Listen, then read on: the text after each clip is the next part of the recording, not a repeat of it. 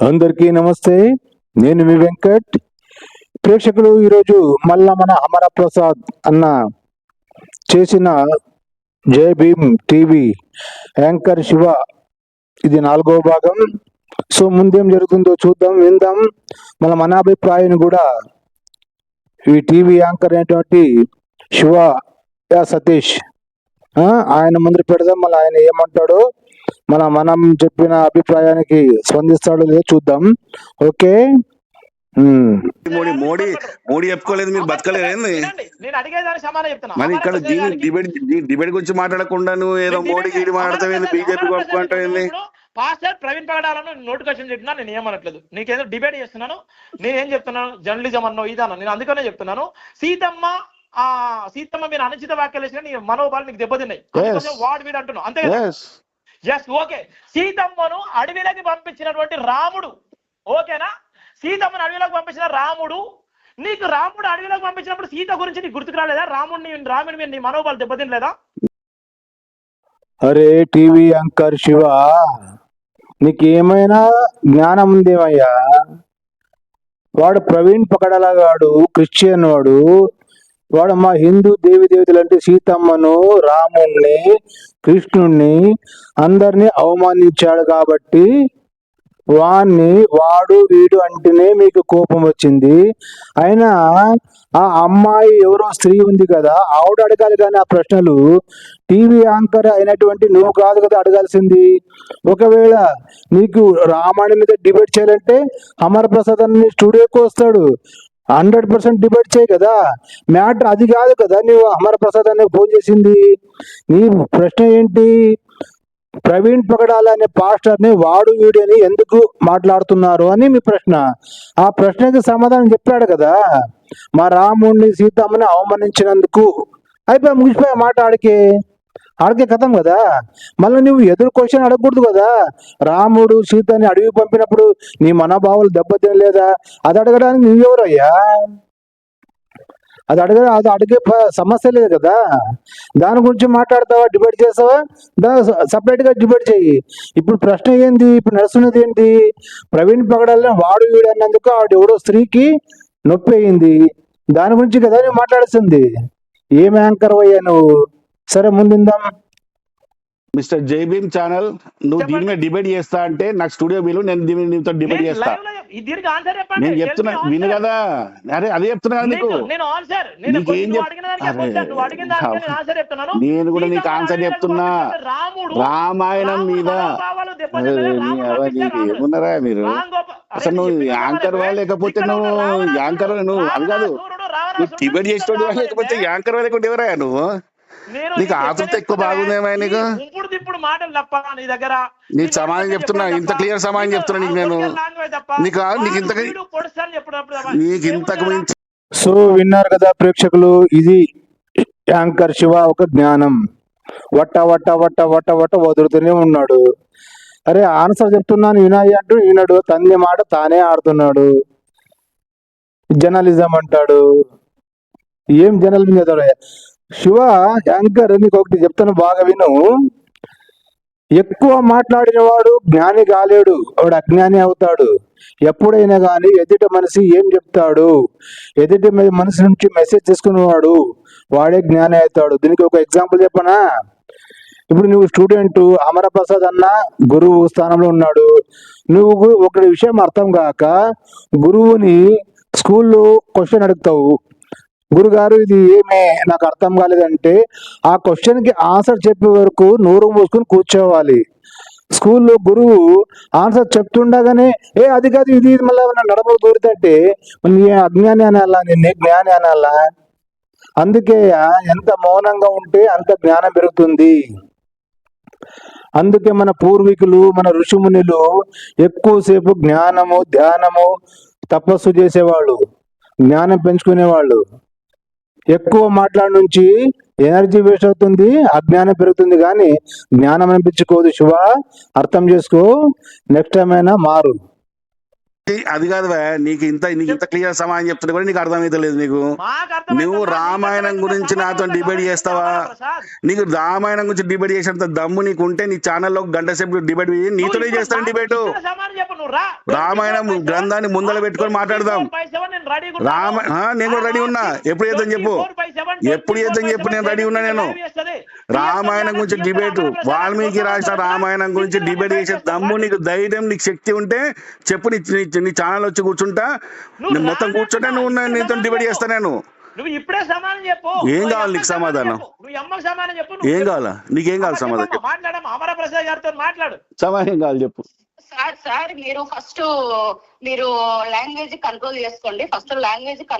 అమ్మా ఇప్పుడు నీకు మాట చెప్తానమ్మా. నీకు నా రాముణ్ణి నా సీతను అన్న తర్వాత వాడు ఎదుటోడు ఎవడైనా కూడా, అరే వినమ్మా, నా రాముడిని నా సీతమ్మను అన్న తర్వాత ఎదుటివాడు ఎంత పెద్ద తోపు నా కొడుకైనా మా ముందర పిచ్చి నా కొడుకే. మేమని తిడతాం, మేము తిడతాం అండి. అర్థమవుతుందా అమ్మా? మా రాముని మా సీతమ్మని అన్న తర్వాత ఎదుటివాడు ఎంత పెద్దోడైనా కూడా ఎవడైనా కానీ తీసుమార్ కానైనా కూడా మేము పట్టించుకోము. వాని అమ్మ నా బూతులు తిడతాం, అవసరమైతే మనం తంతం కూడా. ఓకే, నేను సమాధానం చెప్పచ్చు అమరప్రసాద్ గారు? అరే చెప్పు. ఖమ్మం జిల్లాలో మొన్న జరిగినటువంటి రామనవమి సందర్భంగా ఒక ఎస్టీ బిడ్డ రామ మందిరం సంబంధించినటువంటి శ్రీరామనవమి ఉత్సవాల్లో పాల్గొంటే ఆ పాల్గొన్నటువంటి వ్యక్తిని అక్కడ ఉన్నటువంటి బ్రాహ్మణిజం ఉన్నటువంటి అయ్యగారు, నువ్వు లోపల జంజనం వేసుకోలేదు, నీ ఒంటి మీద జంజనం లేదు, నీకు వేద పూజలు మేము చెయ్యమని ఆయన బహిష్కరించిళ్ళు. దాని విషయాన్ని స్పందన ఏంది? ఇంకోటి గౌడ్స్ కులం, నిజామాబాద్లో గౌడ్ కులాన్ని వెలేసి మీరు ఇక్కడ రావద్దు, మేము కూడా ఇందులమే అని ఆమె పూజలు చేస్తే గౌడ్ కులస్తులు, బీసీలు కాదు, మన ఎస్సీ ఎస్టీలు కాదు, గౌడ్స్ పోయి బీసీలు పోయి అక్కడ పూజలు పాల్గొంటే మా మనోభావాలు దెబ్బతిన్నాయి, మీరు ఇక్కడ శ్రీరామనవమికి మీరు కూడా గౌడ్స్ మీరు రావద్దు మీరు అంటారు వాళ్ళు. దీని మీద సమాధానం ఏంది బ్రదర్? రైట్, ఇప్పుడు నేను సమాధానం చెప్తా, మధ్యలో ఎవరు మాట్లాడరు బ్రదర్. చెప్పు బ్రదర్. శ్రీరామనవమి అనేది ప్రపంచవ్యాప్తంగా హిందువులు ఎంతమంది ఉన్నారో దాదాపు అందరూ ఇక్కడ ప్రపంచవ్యాప్తంగా ఎక్కడెక్కడ ఉన్నారో అక్కడ అందరూ చేసుకుంటారు. అంటే కొన్ని కోట్ల మంది మేము చేసుకున్న పండుగలో 2 సంఘటనలు మాత్రమే నువ్వు చెప్తున్నావు. ఆ 2 సంఘటనలు అక్కడ ఉన్న ఒక ఎదవ చేసిన పనికి మొత్తం హిందూ సమాజానికి అంటగడుతున్నావు అంటే నీకు ఎంత పైత్యం ఉందో నాకు అర్థమవుతుంది. మరి ఇన్ని కోట్ల విను మాట్లాడుతున్నావు, మధ్యలో రావద్దని చెప్పిన నువ్వు చెప్పేటి అన్ని వింటున్నారు. మరి విను మరి. అరే నేను చెప్తున్నప్పుడు నువ్వు ఎందుకు మాట్లాడుతున్నావు మధ్యలో? సమాధానం చెప్తున్నప్పుడు మధ్యలో రాకని చెప్తే మీకు అర్థం కదా? కూర్చుందాం. చూడు నేను చెప్తున్నాను, నేను సమాధానం చెప్తున్నప్పుడు మధ్యలో రావద్దని చెప్పాను. నేను శ్రీరామనవమి గురించి మాట్లాడుతున్నా. నేను ఏం మాట్లాడుతావా? ఏం మాట్లాడుతున్నావా నువ్వు? అసలు నువ్వు మరి సమాధానం చెప్తున్నావు, విను. మరి సమాధానం చెప్తుంటే మధ్య ఎందుకు వస్తావా ఊకే చీటికి మాటకి? ఉచ్చాగుతలేదా? వంకటింకా నువ్వు మాట్లాడుతున్నావా? నేను మాట్లాడుతున్నా. ప్రతి సమాధానానికి అడ్డం పడుతున్నావు. అసలు నీకు సమాధానం తీసుకునే ఉందా లేకపోతే పిక్చర్ లాగా మాట్లాడేది ఉందా? ఇప్పుడు నువ్వు జై భీమ్ ఛానల్ లేకపోతే పిక్చర్ ఛానల్ ఇది? నువ్వు సమాధానం చెప్పు అమరప్రసాద్. జై భీమ్ ఛానల్ పిక్చర్ ఛానల్ ఇది? మరి ఏం మాట్లాడుతున్నావు? మరి మాట్లాడుతున్నావు, విను ఫస్ట్ విను. వినడం నేర్చుకో ఫస్ట్. ఏం జర్నలిస్ట్ చదువుకున్నావా నువ్వు? విను. మరి ఒక ప్రశ్న అడిగినావు, ప్రశ్న అడుగుతున్నప్పుడే చెప్పినా మధ్యలో మాట్లాడద్దు అని. నువ్వు ఇంతసేపు అనవసరంగా డిస్కస్ చేస్తున్నావు నాతో. ఇప్పటికైనా సమాధానం కూడా అయిపోతుండే. అసలు గ్రేట్ బ్రదర్. ఏమున్నారు మీరు? జై భీమ్ అడ్డం పేరు పెట్టుకోగానే కదా మీరు చెప్పిన దాన్ని మేము వినాలా? నేను చెప్పింది నువ్వు వినాలా? నాకు నన్ను లైన్ లోకి తీసుకొని నాకు ప్రశ్న అడిగినావు, ఆ ప్రశ్నకు సమాధానం వినాలి నువ్వు. నేను మోడీ మీద పోటేసిన వారణాసిపై కాశీలో పోయి, నేను రాష్ట్ర ముఖ్యమంత్రి చూడండి నీ తొక్కలో ఇష్టి నాకెందుకు పోయి? నీ తొక్కలో ఇష్టి నాకెందుకు? నీ తొక్కలో ఇష్టి నాకెందుకు అంటున్నా? నీ తొక్కలో ఇష్టి నాకెందుకు? మరి విను మరి సమాధానం. నువ్వు ఇక్కడ ఒక యాంకర్వి, నేను నన్ను ప్రశ్న అడుగుతున్నావు.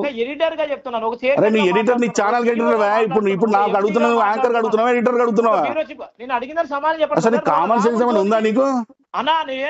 రాముడు జోలికి ఎవరు వచ్చినా కామన్ సెన్స్ ఏమైనా ఉందా? నువ్వు ఎడిటర్ అయితే ఛానల్ ఎడిటర్ వా? ఇప్పుడు ఇక్కడ నువ్వు యాంకర్, ఇక్కడ నీ పాత్ర ఏందో కూడా నీకు ఇప్పుడు నీ ప్రజెంట్ నీ పాత్ర ఏందో కూడా నీకు తెలుస్తలేదు. నువ్వు అంత మూర్ఖుడిగా మాడుతున్నావు నువ్వు. సిఇఓ అంటే చీఫ్ ఎగ్జిక్యూటివ్ ఆఫీసర్. అరే ఊకోవేగమని నీ సువది మాటలు చెప్పకు. ఏం చెప్పాలి చెప్పండి. ఎవరైనా వెలికలెత్తారా మీ అందరూ? ఎవడికి వాడు ఒక యూట్యూబ్ ఛానల్ పెట్టుకోవడం, నేను సీఈఓను, నేను బొంగ భూషణం చెప్పుకోవడమే అంతే. అంత మించి మీతో ఏది కాదు. మీతో విను మరి, మధ్యలో మాట్లాడకు. విను మరి, నా సమాధానం విను. నేను సమాధానం చెప్తున్నా, ఫస్ట్ నన్ను అయిపోయినది. సో అదండి ప్రేక్షకులు, విన్నారు కదా. మన హమరా ప్రసాద్ అన్న దళిత సేన రాష్ట్రీయ అధ్యక్షుడు ఎస్సీ. సో ఈయనకి జై భీమ్ ఛానల్ శివ ఫోన్ చేసి ఇలా వాగుతూనే ఉంటాడు. మీరే అర్థం చేసుకోండి ఈ మైండ్ సెట్ ఎలా ఉంటుందో. మా రాముణ్ణి సీతమ్మని మా దేవుళ్ళని అవమానించినా మేము మూసుకుని కూర్చోవాలంట. అర్థమైంది కదా. వాడు ఎవడు ప్రవీణ్ పగడాల క్రిస్టియన్ గాడు, వాడు మా రాముణ్ణి సీతమ్మని అవమానించినందుకు వాడు వీడు అని ఎందుకు మాట్లాడతావు అనికేసి అడిగారు. కానీ ఇదే శివ యాంకర్ ఎడిటరు హమర ప్రసాద్ నువ్వు అనికేసి మాట్లాడతాడు. నువ్వు అని మాట్లాడకూడదు కదా. మళ్ళీ ఇప్పుడు ప్రవీణ్ గారిని వాడు వీడనందుకే మీకు కోపం వచ్చినప్పుడు అమర ప్రసాద్ గారిని నువ్వు అని మాట్లాడరు కదా, మీరు అని గౌరవించి మాట్లాడాలి కదా ప్రతి మాట. అప్పుడు అదే ఈ యాంకర్ నువ్వు అని మాట్లాడతాడు. మరి అది తప్పు కాదా? ఎదుటి వ్యక్తిని గౌరవించి మాట్లాడాలి కదా. అమర ప్రసాద్ గారు మీరు ప్రతి మాట ముందు మీరు అని కేసి పెట్టి మాట్లాడాలి. నువ్వు అని ఏకవచనం మాట్లాడడం ఏంటి? అది తప్పు కాదా? వీడు చేసే సంసారం, వేరే వాళ్ళు చేసే వ్యభిచారం. ఇది వీడి స్ట్రాటజీ. అర్థమైంది కదా ప్రేక్షకులు. సో మరొక వీడితో మరొక ఎపిసోడ్ కలుసుకుందాం. చూస్తూనే ఉండండి భారత్ యూట్యూబ్ ఛానల్. నేను వెంకట్. జై హింద్, వందే మాతరం, భారత్ మాతా కీ జై.